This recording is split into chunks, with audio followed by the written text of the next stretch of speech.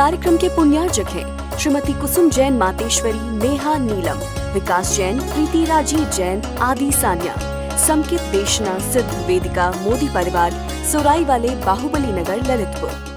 एक विकल्प जो कि संसार में ही भटकाने वाला है, वही एक विकल्प जो संसार से मुक्ति का मार्ग दिखाने वाला है। और उस जो विकल्प संसार में भटकाने वाला है वह विकल्प रूप ही है। लेकिन वही विकल्प जब समीचीन होता है तो वो संसार से मुक्ति का मार्ग दिखला देता है। और यदि उस समीचीन विकल्प का सम्यक समाधान किसी निर्ग्रंथ गुरु के मुखारविंद से प्राप्त हो तो निश्चित ही वह अनंत संसार की अपेक्षा अनंत सुख का कारण बन जाता है। ऐसा वह अनंत सुख की प्राप्ति का एकमात्र कार्यकारी उपाय समीचीन विकल्पों का सम्यक समाधान, जो कि हम परम पूज्य मुनि श्री सुप्रभ सागर जी महाराज के मुखारविंद से प्रतिदिन प्राप्त कर रहे हैं। प्रारंभ करते हैं आज का सम्यक समाधान। और आज का पहला विकल्प जयपुर राजस्थान से जयश्री अग्रवाल, आबू रोड, जयपुर, परम पूज्य मुनि श्री के चरणों में नमोस्तु करते हुए कह रहे हैं कि आपके श्री चरणों में कोटि कोटि प्रणाम। गुरुजी, मैं जैन नहीं हूँ, पर मुझे जैन धर्म के प्रवचन बहुत अच्छे लगते हैं। मैंने कंदमूल खाना बंद कर दिया है। अष्टमी और 14 का उपवास करती हूँ। हरी सब्जी और फल का त्याग करती हूँ। नवकार मंत्र गिनती हूँ। लेकिन महाराज जी, मेरा सवाल यह है कि नवकार गिनते समय संकल्प कैसा करना चाहिए? हमारे समीचीन प्रश्न का सम्यक समाधान प्रदान करते हुए हमारा मार्गदर्शन करने की अनुकंपा करें। नमोस्तु नमोस्तु। जैन धर्म किसका है? जो मानेगा उसका है। जिसको सच्चे देवशास्त्र गुरु पर विश्वास है, प्रवचन में रुचि है और महामंत्र नमोकार की आराधना करता है, वह जैन ही होता है, भले ही वह कर्म से, जन्म से कहीं अन्य कुलों में क्यों ना जन्मा हो। इसलिए पहले तो ये आप बात निकाल देना कि हम जैन नहीं हैं, या इसका विकल्प हटाते हुए आपने जो सच्चे देवशास्त्र गुरु, प्रवचन, नमोकार आदि पे श्रद्धा प्राप्त की है, वह विरले ही जीव प्राप्त करते। और उस श्रद्धा के निमित्त से जो आप प्रतिदिन नमोकार की गणना करते हो या नमोकार पढ़ते हो, अन्य भी बहुत सारे जो आप त्याग कर चुके हो, अष्टमी 14 को करते हो, यह वास्तव में आपका कार्य प्रशंसनीय है। और उस प्रशंसा के साथ आपको मैं ये समझाना चाहता हूँ, जो श्रद्धा आपने देवशास्त्र गुरु, प्रवचन और महामंत्र पे प्राप्त की है, उस श्रद्धा को ऐसे ही बरकरार रखना, कायम रखना। तो नियम से आप भले ही किसी भी अन्य कुल में क्यों ना हो, आपका कल्याण हो सकता है।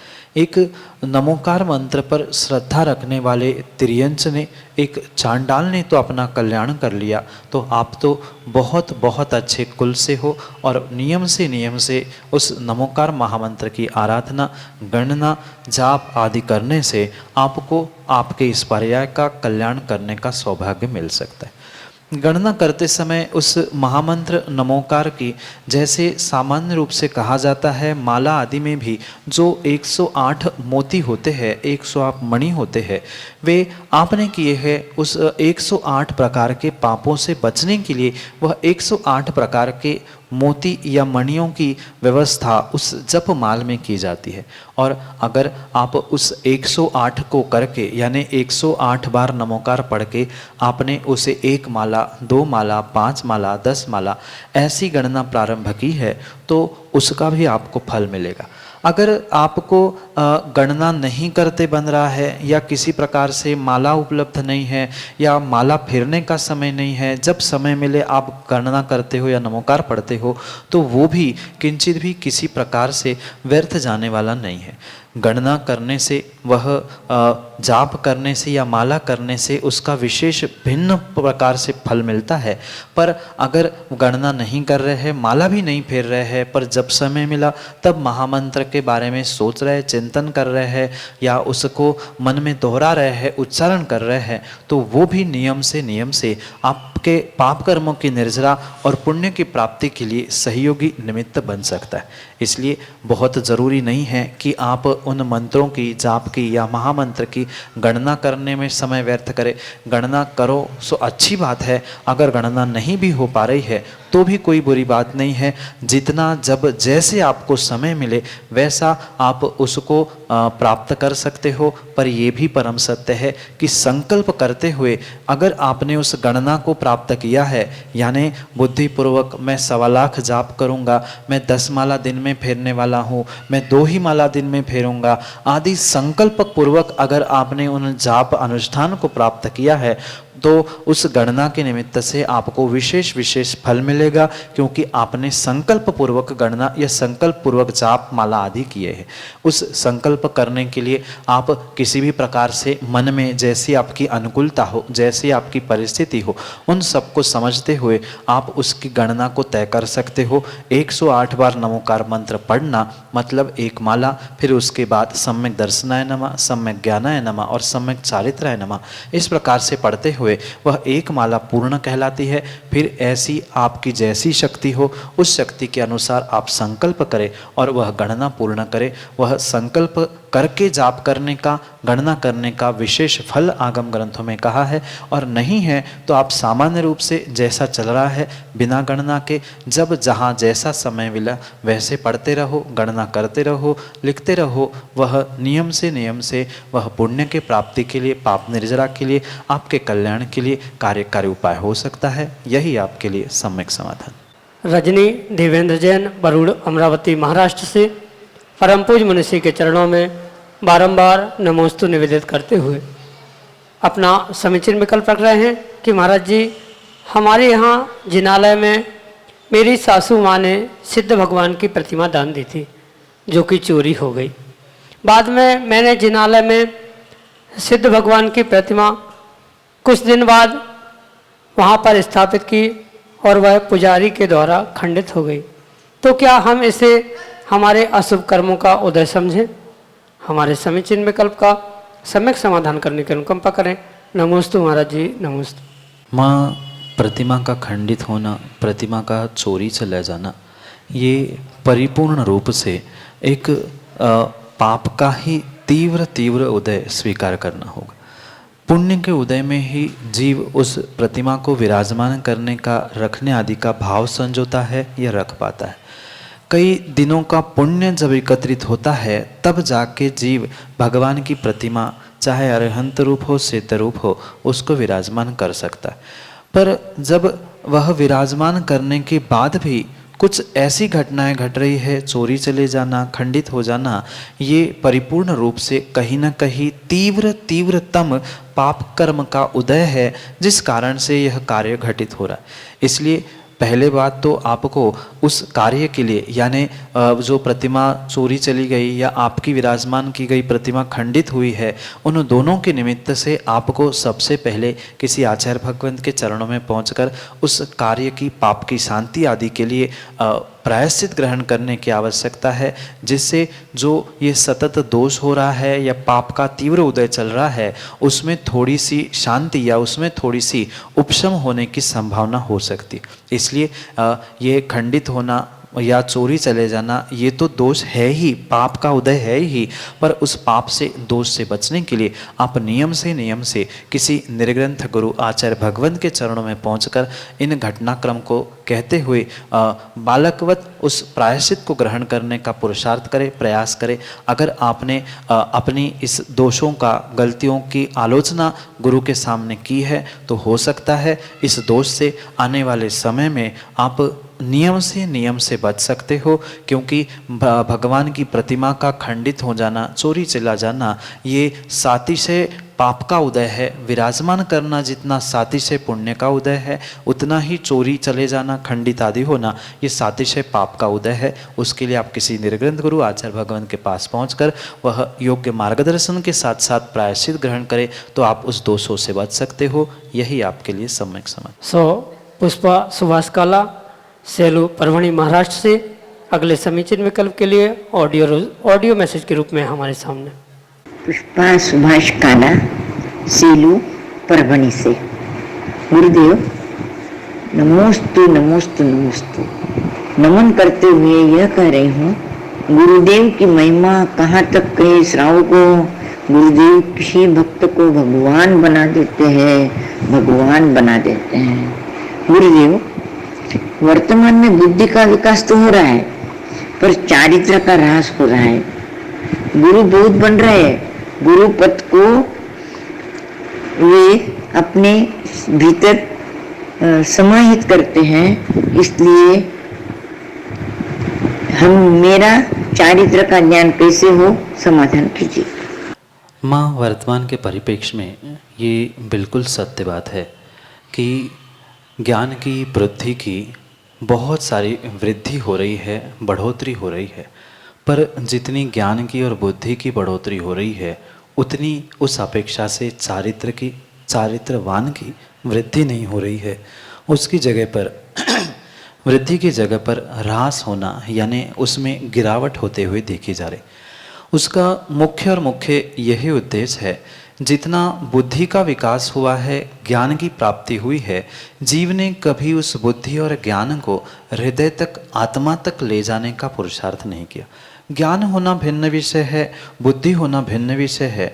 वह जो बुद्धि बढ़ रही है वह ज्ञान की मात्र क्षोपक्षमिक दशा है, और वास्तविक ज्ञान वही है जो जीव को चारित्र को प्रदान करने वाला है। वर्तमान में मात्र उस क्षयोक्षमिक बुद्धि या ज्ञान की तो वृद्धि क्षयोक्षम रूप से हो रही है, पर चारित्र रूप वह ज्ञान नहीं हो पा रहा है, क्योंकि जीव को अपने भीतर के चारित्र का भान नहीं है। जिस व्यक्ति ने अपने भीतर के उस रत्नत्रय का भान कर लिया है, वे ही सच्चे गुरु बने को प्राप्त है। मैं सच्चा शब्द इसलिए जोड़ रहा हूँ, जो आपका अभिप्राय है उसको निहित करते हुए उस सच्चे गुरु पद को वही प्राप्त करता है जो मात्र अपने बुद्धि का क्षयोक्षम नहीं, ज्ञान का क्षयोक्षम नहीं, अपितु चारित्र के भी क्षयोक्षम को वृद्धिंगत करने का प्रयास करता है। और उस चारित्र को वृद्धिंगत या चारित्र को प्राप्त करना या चारित्र को बढ़ावा देने के लिए जीव को सबसे पहले मेरे भीतर ही चारित्र धारण करने की शक्ति है। अगर मैं चाहूँ तो चारित्र को धारण कर सकता हूँ, मैं ही चारित्रवान हो सकता हूँ। ऐसा सम्यक निर्णय जिसके पास होता है, ऐसा सम्यक भान जिसको होता है, वो ही सच्चे ज्ञान से सच्चे चारित्र को प्राप्त कर सकता है, अन्यथा नहीं कर सकता। चाहे वह एक श्रावक भी क्यों ना हो, श्रावक अपनी अपेक्षा से भी उस अणुव्रतों को धारण करते हुए कुछ अंशों में मूल व्रत, अणुव्रत, शिक्षा व्रत आदि आदि को धारण करते हुए जीव अवश्य ही चारित्र को भले ही एक देश से ही पर श्रावक अवस्था में भी ग्रहण कर सकता है, और वह चारित्र धारण करने से ही वह शक्ति को वृद्धिंगत करते हुए महाव्रत तक भी पहुंच सकता है। पर सबसे पहले जरूरत अगर किसी की है तो ऐसे ज्ञान की है जो ज्ञान हमें चारित्रवान बनाए। उस ज्ञान का क्षयोक्षम यानी सम्यक ज्ञान को प्राप्त करने की आवश्यकता है। ग्रंथों का ज्ञान, शब्दों का ज्ञान बहुत सारे जीवों को होता है और होता आया है, पर वह द्वादशांग का 11 अंगों का ज्ञान होने वाला, वह 11 पूर्ण अंगों का ज्ञान होने वाला भी जीव अगर सम्यक के साथ नहीं है तो वह गृहवेक तक अटक कर पुनः संसार में ही रह जाता है। इसलिए ज्ञान बुद्धि बढ़ना कार्यकारी नहीं है, अपितु अपने चारित्र गुण का बोध होते हुए उस पर पुरुषार्थ करते हुए उसको प्राप्त करने का जो व्यक्तिगत हमें प्रयास करने की आवश्यकता है, वो ही हमें सबको, आपको भी और जितने जीव उस तथाकथित पद को प्राप्त कर रहे हैं, वहाँ भी अगर क्षयोक्षमिक ज्ञान के साथ वह आत्मिक ज्ञान, सम्यक ज्ञान को चारित्र रूप परिणत करने का बोध हो जाएगा, स्वयं की आत्मा की शक्ति की, मन की शक्ति का ज्ञान हो जाएगा, तो नियम से प्रत्येक व्यक्ति चारित्रवान बन सकता है। चारित्र कहीं बाहर से नहीं आता, ये रत्नत्रय रूप ज्ञान, दर्शन, सम्यक आदि सब कुछ आत्मा के ही गुण हैं। आवश्यकता मात्र उसका बोध करते हुए उसे प्रकट करने की है। अगले समीचीन विकल्प के लिए हमारे सामने हैं सागर मध्य प्रदेश से राजकुमार जी सराफ अपने समीचीन विकल्प के साथ। मेरा प्रश्न तो यह था, जहाँ पर आपने पंच परमेष्ठियों की जाप की चर्चा करी थी, वहाँ पर ये कहना था हमारा कि पंच परमेष्ठियों का स्वरूप को जाने बिना यदि जाप देते हैं तो उसका कोई फल भी है कि नहीं है। दूसरा प्रश्न और है, अभी आपने जो चर्चा करी है चारित्र की, ज्ञान बढ़ गया है, इसमें कोई शक नहीं, द्रव्यानुयोग का ज्ञान बढ़ गया है, इसमें भी कोई शक नहीं, परंतु चारित्र में इसलिए किस लिए नहीं आ पा रहा है, कहाँ पर चूक हो रही है जिससे यह अपने मैंने ये कि 100 लोग यदि विद्वान हैं तो 100 में से बिरले ही अंदर में जा पा रहे हैं, तो उसकी क्या वजह है? बहुत अच्छी बात है कि ये पंच परमेष्ठी रूप जो महामंत्र का जाप है, वह उनके स्वरूप को जान के करने से उसका विशेष विशेष विशेष फल मिलेगा। ये जितना आगम के परिप्रेक्ष्य में सत्य है, उतना ही राजकुमार जी ये भी सत्य है। उस अंजन चोर के निमित्त से आड़म ताड़म कछु न जानम सेठ वाक्य प्रमाण, उसको न पंच परमेष्ठी पता थे, न अरिहंत सिद्ध ये नाम भी उसको नहीं पता था। इतना ही नहीं, अपितु उसे नमोकार क्या है, महामंत्र क्या है, नमोकार का एक अक्षर भी उसको ज्ञान नहीं था। पर फिर भी मात्र सेठ वाक्य पर प्रमाण को मानते हुए, सेठ वाक्य पर जो श्रद्धा और विश्वास था, उसके कारण से वह अंजन चोर निरंजन बन गया। जब पंच परमेष्ठी या महामंत्र का जाप होता है, अगर उसका अर्थ, उनका स्वरूप पता है, तो स्वरूप का बोध करते हुए उसको पढ़ने से विशेष विशेष फल मिलेगा। पर बिना जाने भी अगर कोई उसको पढ़ता है तो भी अवश्य फल मिलेगा। एक सीधा सा छोटा सा दृष्टांत आपसे कह दूँ तो, अगर बिना जाने भी किसी व्यक्ति ने रोटी खा ली तो क्या पेट भरेगा कि नहीं भरेगा? जिसको पता है कि ये रोटी है, गेहूं की बनी है, पतली है, मोटी है, जान के खाएगा, उसको उसमें विशेष रस आएगा, विशेष आनंद आएगा। पर जिसको पता नहीं है ये रोटी है कि क्या है, पर फिर भी उसने पेट में डाल दी, खा ली, तो वह उसके लिए पेट भरने के लिए कार्यकारी हो सकता है। जैसे एक पुदगल की रोटी का टुकड़ा पेट में जाने से पेट बिना सोचे समझे जाने, स्वरूप नहीं पता, किसने बनाया नहीं पता, फिर भी वह पेट भरने के लिए कार्यकारी हो सकता है। ऐसे ही अगर बिना जाने भी, अनजाने में भी अगर मात्र श्रद्धा पूर्वक, विश्वास पूर्वक उस पंच नमस्कार को पढ़ा है, तो नियम से वह कल्याण का मार्ग दिखाने वाला हो सकता है। जान के करेंगे तो विशेष मिलेगा, पर नहीं जान के कर रहे हैं तो भी वह पढ़ना व्यर्थ किंचित भी नहीं जाएगा। साथ में जो दूसरी भी बात आपने पूछी है, चारित्र को प्राप्त ना होने के पीछे मात्र और मात्र जीव के भीतर का जो अहम और वहम है, वो ही उसका शत्रु है। जानता तो है पर वह मानना नहीं चाहता है, ये उसका अहंकार है। क्यों? क्योंकि वह अपने भी वहम में है और बहुत सारे उस शब्दों को पढ़ने के चक्कर में वह शब्दों के ज्ञान को ज्ञान मान के बैठा है। पर जैसे आचार्य भगवंत कहते हैं, आत्मज्ञानम स्वयं ज्ञानम ज्ञानात् अन्य करोति किम। आत्मा का ज्ञान ही ज्ञान है, बाकी द्रव्यानुयोग का, ग्रंथों का ज्ञान वह वास्तविक ज्ञान नहीं है जब तक क्रिया में नहीं उतर रहा है। जब वह ज्ञान क्रिया में उतरेगा, चारित्र में उतरेगा, वही ज्ञान है। आज मात्र शब्दों के कोरे ज्ञानी मिल रहे हैं, आत्मा के ज्ञान वेले बहुत विरले मिल रहे हैं। इसके पीछे का मोहिनी कर्म का तीव्र उदय, चारित्र मोहिनी का भी कह लो और अहम वहम भी कर लो, ऐसे अनेक कारणों के कारण व्यक्ति जानते हुए मानना नहीं चाहता है। तीव्र चारित्र मोहिनी का उदय होने से शब्दों का ज्ञान है, पर आत्मा का बोध, आत्मा का चारित्र का ज्ञान नहीं होने से वह चारित्र को प्राप्त नहीं कर पा रहा है। यही आपके लिए सम्यक समाधान। अगले समीचीन विकल्प के लिए हमारे सामने है ललितपुर उत्तर प्रदेश से श्रीमती रत्न प्रभा जी एडवोकेट अपने समीचीन विकल्प के साथ। महाराज श्री, आपका जो शंका समाधान है वह हम भव्य जीवों के लिए एक ऐसी समस्याएं जो विकल्प इतने उठते हैं उनका समाधान मैं रोज़ आपके ये जो शंका समाधान होता है वो कोर्ट में भी अपने चैनल खोल के, अपना मोबाइल खोल के पूरा शंका समाधान सुनती हूँ।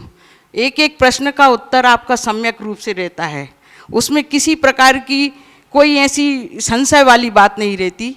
इसी के बीच में मेरा एक प्रश्न है। मैं ललितपुर से श्रीमती रत्न प्रभा जैन नोटरी एडवोकेट हूँ। कई बार मेरे पास जो एफिडेविट आते हैं वे शस्त्र लाइसेंसों के और रिवाल्वर वगैरह के, इन चीज़ों का मुझे एफिडेविट और शपथ पत्र बनाना पड़ता है।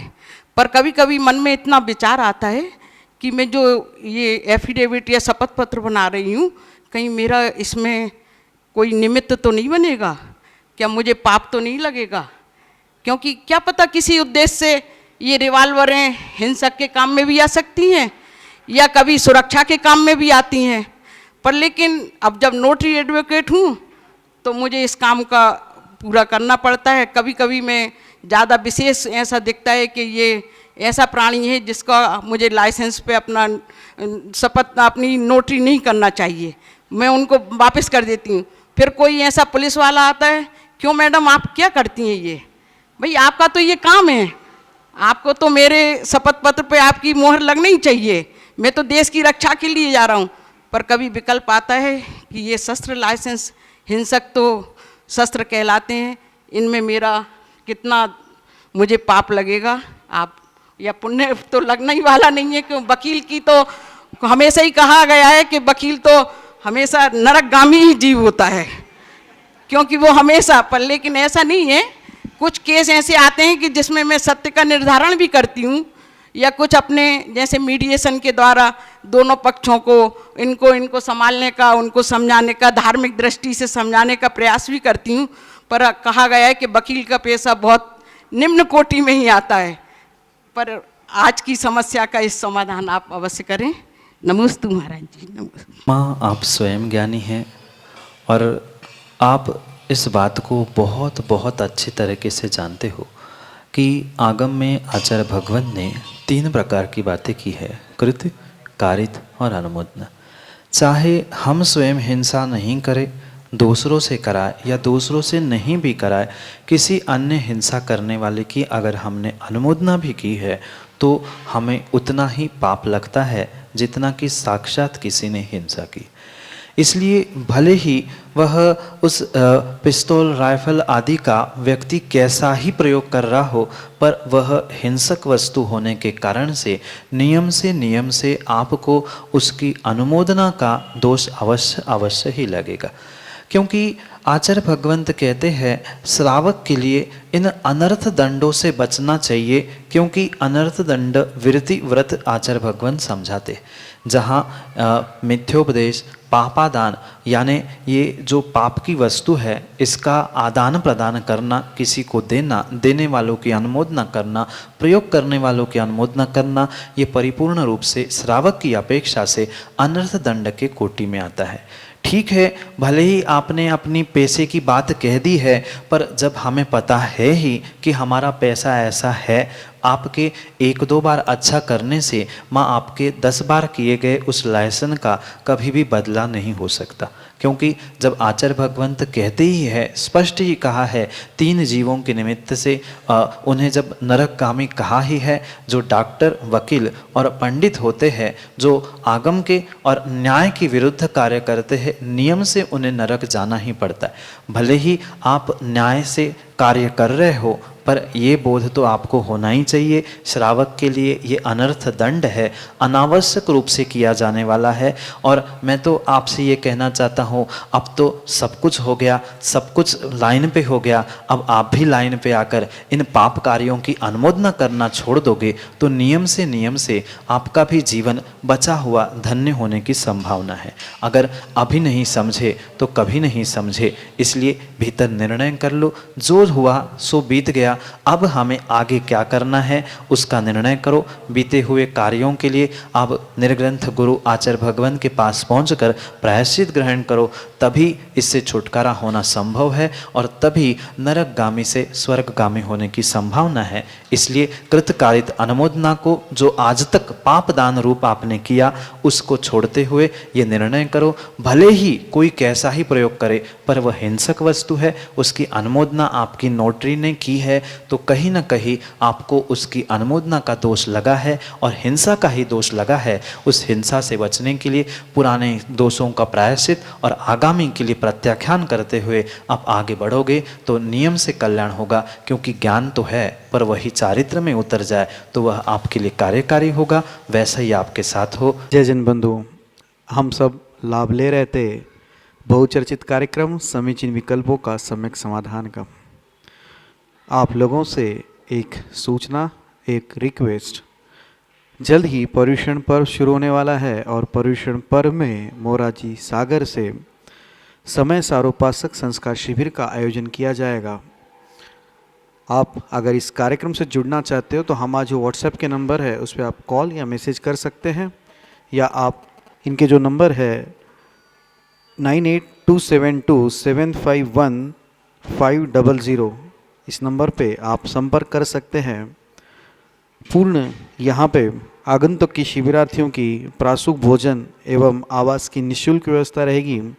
समय सारोपक साधना संस्कार शिविर में 10 दिन शिविर रहेगा एवं उसके अंतर्गत समय सारोपक क्रिया, पूजन, अभिषेक, मुनि संघ के विशेष पर्व के आयोजन पे प्रवचन, मोक्ष मार्ग का विश्लेषण करते हुए मोक्ष शास्त्र ग्रंथ पर टीका, प्रतिक्रमण, आचार वंदना एवं सम्यक समाधान, यह कार्यक्रम का लाभ आप प्रत्यक्ष रूप से ले सकते हैं। तो आप सोचिए मत, तुरंत ही जो नंबर दिए गए हैं आप उस पर संपर्क करें और सागर में आप सभी आमंत्रित है समय सारोपासक साधना संस्कार शिविर के लिए। आज के लिए इतना ही। मैं मुनिषी के चरणों में नमोस्तु करते हुए आज के इस कार्यक्रम को यहीं पे विराम देता हूँ। नमोस्तु नमोस्तु नमोस्तु। इस कार्यक्रम के पुण्यार्जक हैं श्रीमती कुसुम जैन मातेश्वरी, नेहा नीलम, विकास जैन, प्रीति राजीव जैन, आदि सान्या, समकित देशना सिद्ध वेदिका मोदी परिवार, सोराई वाले, बाहुबली नगर, ललितपुर।